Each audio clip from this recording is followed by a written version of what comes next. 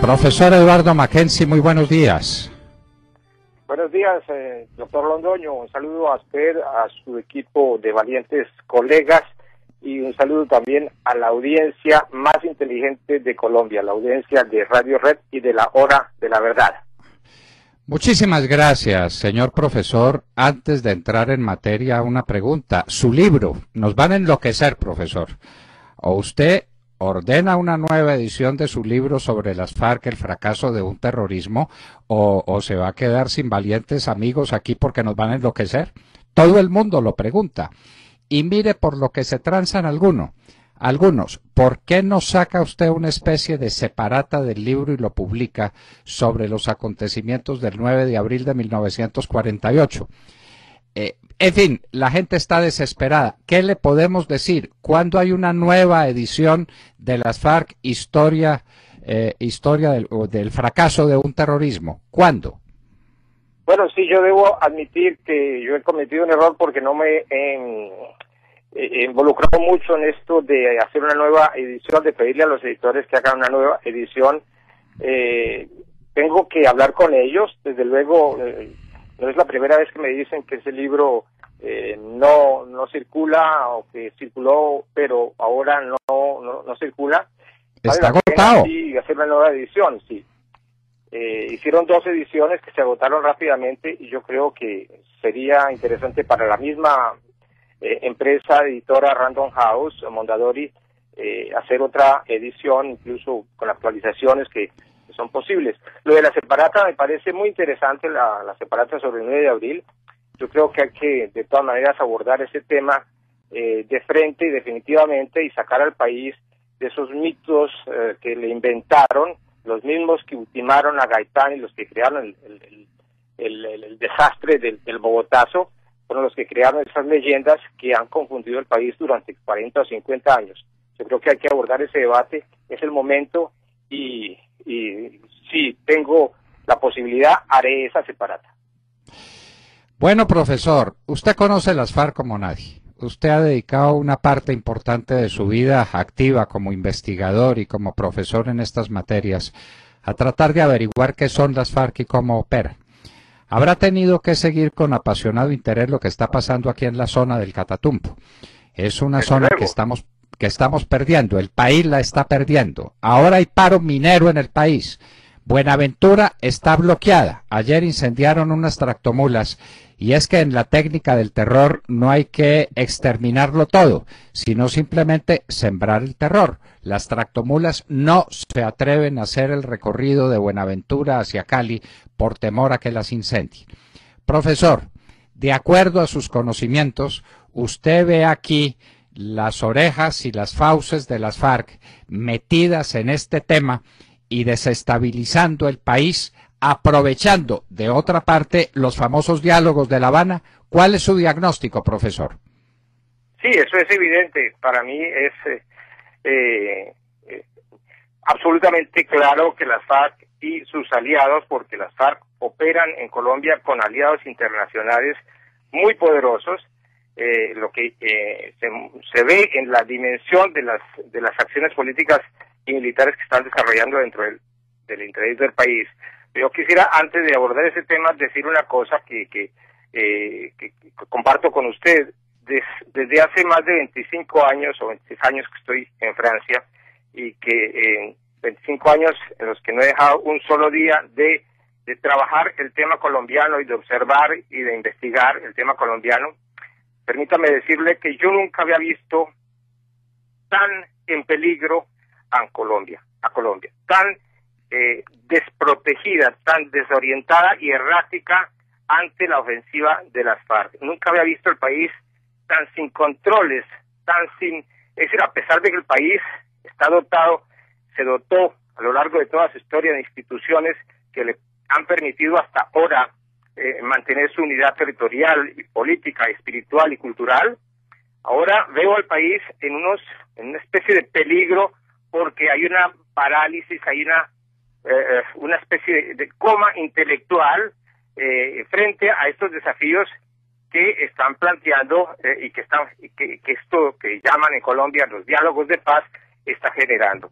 Entonces estoy muy triste, muy preocupado de ver a mi país que tanto quiero en esa situación.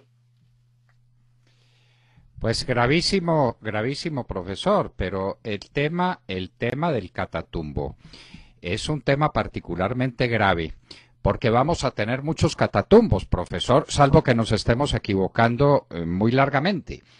Esto es el globo de ensayo que están mandando las FARC a ver cómo les va.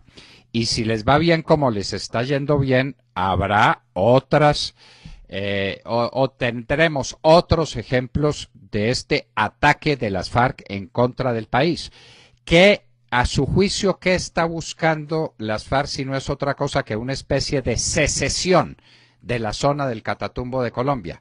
Allá, profesor, recuerde usted, tenemos unas reservas petroleras gigantescas, tenemos unas reservas de carbón inmensas, tenemos un suelo particularmente rico, tenemos el oleoducto Cañolimón-Coveñas que pasa por allá, tenemos una zona estratégica desde el punto geográfico para comunicarse con todos los lugares donde hay minería y donde hay presencia de las FARC y donde hay presencia del narcotráfico. ¿Se le está dando la suficiente importancia a lo que pasa en el Catatumbo, donde estamos perdiendo? Es que el presidente dijo que cuando se necesite mi mano dura ahí estaré, y llevamos 37 días con el Catatumbo paralizado, las carreteras paralizadas, la gente con hambre. Pero ¿esto qué cree usted que significa desde un punto de vista estratégico político de las FARC en contra de las instituciones y de la unidad nacional? Sí, ministro, y eso que en su lista, en su enumeración, le faltó mencionar un mineral que también se halla presente en el Catatumbo, que es de orden estratégico para Colombia y para el continente, que es el uranio, porque en el Catatumbo no solamente hay petróleo y carbón, sino también hay uranio, fuera de que es una región que ha sido colonizada de hace muchos años por los grupos armados, por grupos narcotraficantes que han sembrado inmensas cantidades de hectáreas de coca. Sí, en efecto, yo creo que lo que está pasando en el Catatumbo es gravísimo, porque lo de Catatumbo muestra que las FARC, en vista de que esos diálogos de La Habana no van a ninguna parte, están en un impasse, no avanzan, aparentemente el diálogo en esos términos de espaldas al país genera mucha cautela y mucho recelo por parte de la opinión a justo título. También es claro que las FARC han decidido pasar a una fase siguiente, una fase que ellos estaban esperando que se terminaran las conversaciones de paz para pasar a esa fase. Como los diálogos no funcionan, ellas ya se instalaron en esa otra fase, en una fase no ya de negociación, de discusión con una contraparte, sino en la fase de la imposición en el terreno colombiano concreto, en zonas estratégicas para ellas, de una serie de una imposición de hechos de fuerza para verificar hasta qué punto el Estado colombiano es capaz de ganar una coherencia y de responder a esos desafíos. Yo creo que la FARC está en esa etapa. Lo de los diálogos pasaron a un segundo lugar. Si ellos siguen en La Habana dialogando es para mantener una especie de comedia, porque el esfuerzo principal de la FARC en este momento es hacer valer sus intereses en el terreno. Eso es lo que están haciendo en el Catatumbo, desplazando desde luego esa acción de una serie de reivindicaciones eurocampesinas, poniendo al frente a unos personajes como César Jerez, que por fortuna el país logró saber el pedigrí de ese señor. Entonces, eso es lo que el país tiene que comprender. Estamos ante una situación de desborde de una negociación política que el gobierno había propuesto y que continuaba. Las FARC han pasado a una segunda fase. Eso es lo que, si no aceptamos que estamos en esa dinámica, no podremos entender el porqué, el accionar violento de las FARC en zonas tan capitales para el país como el Cerrejón, como el Catatumbo. Profesor, usted habla de la comedia de La Habana. Yo le diría que es una tragicomedia. Y le voy a lanzar una hipótesis que está respaldada en hechos, es decir, va siendo una hipótesis que se confirma, lo que la sacaría del rango de la hipótesis para convertirse en una realidad científicamente comprobable a la luz de la historia. No hay teóricamente cese al fuego, pero las grandes operaciones del Ejército y de la Fuerza Aérea de Colombia contra cabecillas de las FARC se acabaron. Lo que nos dicen es que el ejército, las fuerzas militares pueden proceder contra las FARC, pero cuando tienen un blanco de especial importancia hay que consultarlo con el presidente de la República. Y lo que nos dicen es que se niegan esas autorizaciones. Luego hay un cese al fuego. Y lo que hay en La Habana es una tragedia, unas fuerzas militares paralizadas y unas FARC avanzando, ganando terreno, tomándose territorio nacional y tomándose sectores tan importantes para empujarlos con los fusiles como el de la minería ahora, probablemente el del transporte y el de muchas otras manifestaciones agrícolas que ellas pueden infiltrar, según lo dice el propio gobierno. ¿No cree usted que estos diálogos de La Habana los están utilizando hábilmente las FARC, como ha hecho siempre el comunismo internacional, que dialoga para ganar tiempo y para ganar terreno? Sí, desde luego, las FARC es una organización sumamente peligrosa desde el punto de vista militar y terrorista, pero también es una organización política sumamente hábil e inteligente, que además tiene una memoria muy exacta de su propia historia, porque lo que están haciendo en estos momentos no es algo inédito, eso ya lo habían hecho a otras escalas en el país en años y décadas pasadas.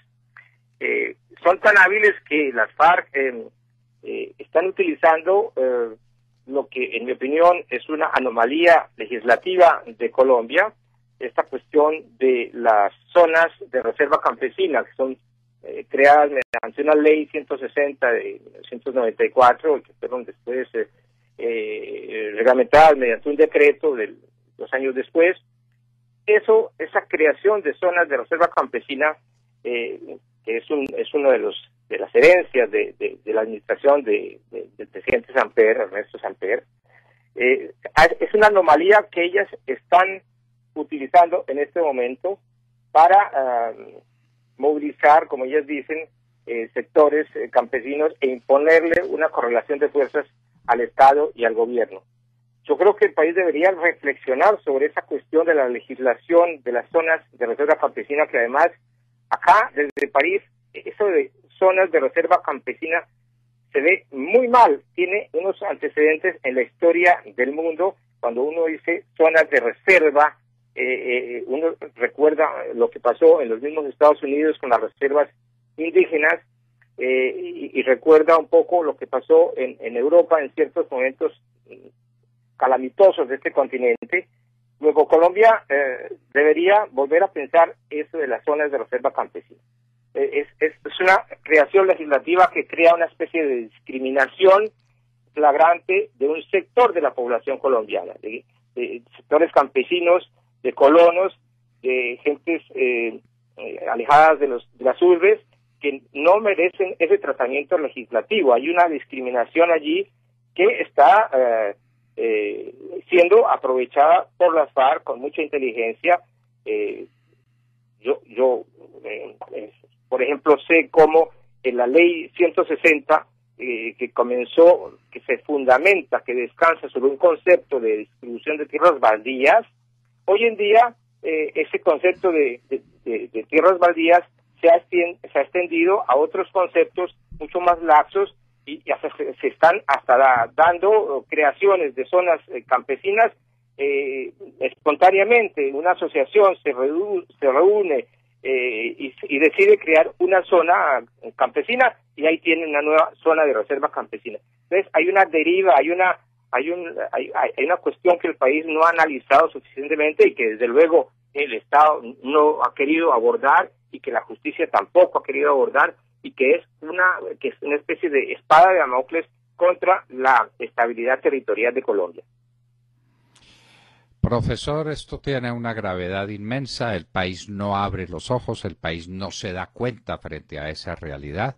El desprestigio del presidente Santos, más que de él, porque se mantiene una imagen arrastrada a punta de imágenes publicitarias en la televisión, y usted sabe que este es un pueblo muy ingenuo y muy elemental, y entonces, conserva una imagen aceptable del presidente por debajo del 50%, pues que no es bueno, pero que tampoco es la catástrofe que indicarían los otros elementos constitutivos de cualquier encuesta sobre la seguridad, sobre la salud, sobre el empleo, sobre los temas esenciales. La condena de los colombianos al régimen es total. Pero nos queda todavía un año, que es el año peor de cada gobierno, que es el año de la decadencia, que es el año de la despedida, que es el año del final. Y seguimos con Cuba a cuestas, seguimos con las FARC ganando terrenos, estamos en la mitad de todos los paros, en medio de una falta absoluta de autoridad, que es el terreno abonado para que se impongan las dictaduras y para que triunfen todas las manifestaciones del terrorismo. Profesor Eduardo Mackenzie, no olvide pues nuestro reclamo muy cordial, muy afectuoso y muy lleno de admiración para que usted vuelva a sacar una edición de su libro Las FARC, el fracaso de un terrorismo, a la luz de los últimos acontecimientos, es decir, con los retoques y las ampliaciones necesarias, pero el país lo necesita. Y no olvide la posible separata del 9 de abril para desmitificarlo, para sacarlo de una realidad aparente en la que se ha metido ese trecho dramático de nuestra historia, que se ha convertido en todo lo contrario de lo que debe ser una historia, se ha convertido en un mito. Profesor Mackenzie, de nuevo, muchas gracias y estaremos muy pronto con usted otra vez. Ministro, ¿me permite decir una frase adicional? Las que quiera, las que quiera.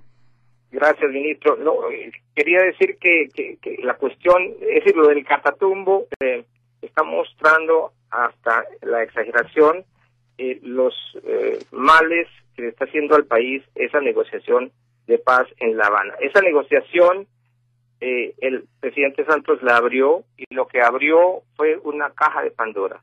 Hoy en día esa caja de Pandora el presidente no sabe cómo cerrarla. Hace unos días el presidente le pedía a la Iglesia Católica que interviniera en el debate, que tratara de convencer a los colombianos acerca de las bondades de ese diálogo en La Habana. El presidente está acudiendo a sectores que no son del gobierno para ver si pueden sacar un poco las papas del fuego, para ver si pueden cerrar esa caja de Pandora que él abrió. Yo creo que no lo va a lograr de esa manera. Veo, por ejemplo, la intervención del vicepresidente Angelino Garzón en el Catatumbo, quien hizo una visita y terminó hablando y proponiendo un plebiscito en la región, que defina si se debe conceder lo que están pidiendo las FARC en esa región. Esa solución, esa postura de Angelino Garzón me parece muy negativa, me parece inaceptable. Yo creo que proponer que los mismos de las FARC que controlan para a la población y analizar del Catatumbo, las noticias por de la Colombia y el por mundo, la intimidación, por el terror, decidan ellos lo que están pidiendo, porque eso es lo que está detrás de esa postura. Eso me parece una locura. Francamente, el país debería rechazar esa posición, y lo digo con un gran sentimiento yo admiro al presidente Garzón, le respeto, es una persona que yo respeto, como el presidente Santos también, pero me parece que esa solución que él propone de plebiscito en la región es algo inaceptable. Una locura hacer un plebiscito en una región que no es libre, donde la gente tiene un fusil en la sien, donde han desaparecido las garantías, los derechos civiles y las garantías sociales, donde se impone la fuerza de las armas, manifiestas o menos manifiestas, pero en todo caso son las armas las que hablan. Hablar de un plebiscito libre en esa región es una verdadera locura. Profesor Mackenzie, de nuevo, muchísimas gracias. Gracias a usted, ministro Londoño. Muchos temas para meditar aquí, ¿no? Muchísimos. Esa propuesta de Garzón, que no se nos olvide que es peligrosísima. ¿Qué tal un plebiscito en estas circunstancias en la zona del Catatumbo? Y esta era una entrevista con Eduardo Mackenzie desde París, una entrevista dramática del hombre que mejor conoce a las FARC en el mundo.